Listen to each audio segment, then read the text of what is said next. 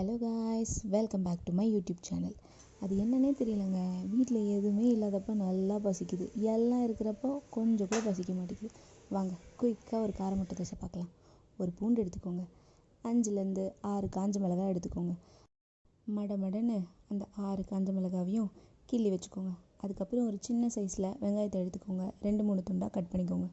அதே சைஸில் ஒரு தக்காளி எடுத்துக்கோங்க, அதையும் 2-3 துண்டாக கட் பண்ணிக்கோங்க.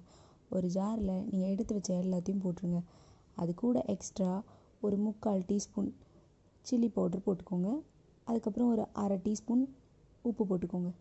இது வரைக்கும் ஃபஸ்ட்டு போட்டு அரைச்சிக்கிறேன், ஏன்னா என்கிட்ட ஜார் கொஞ்சம் சின்னதாக இருக்குங்க. நீங்கள் பெரிய ஜாராக இருந்தால் அதுலேயே எல்லாத்தையும் ஒன்றா போட்டுக்கோங்க. நான் தனியாக தக்காளியும் ஒரு சின்ன துண்டு புளியும் போட்டு அரைச்சிக்கிறேன்.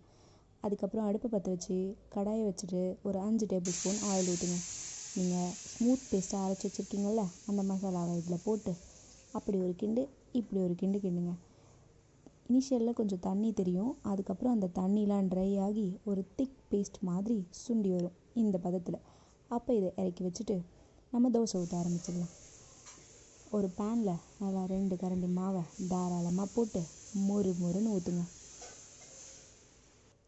இப்போ நீங்கள் ஊற்றின இந்த மாவு ஒரு 70% குக் ஆகட்டும், அதாவது ஒரு 2-3 மினிட்ஸில் குக் ஆகிடுங்க.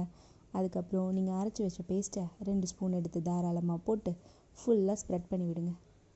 இது மேலே நீங்கள் லைட்டாக கொத்தமல்லி தூவி அப்படியே சாப்பிட்டா நார்மல் தோசையாக சாப்பிட்டுக்கலாம். இல்லைன்னா என்ன மாதிரி ஒரு மூட்டையை உடச்சி ஊற்றுங்க. இந்த முட்டையை உடச்சதுக்கப்புறமா நல்லா ஸ்ப்ரெட் பண்ணி விட்டுட்டு, என்கிட்ட கொத்தமல்லி இருக்கிறதுனால நல்லா பொடியாக கட் பண்ணி இந்த மூட்டை மேலே தூவி விட்டுக்கிட்டேன்.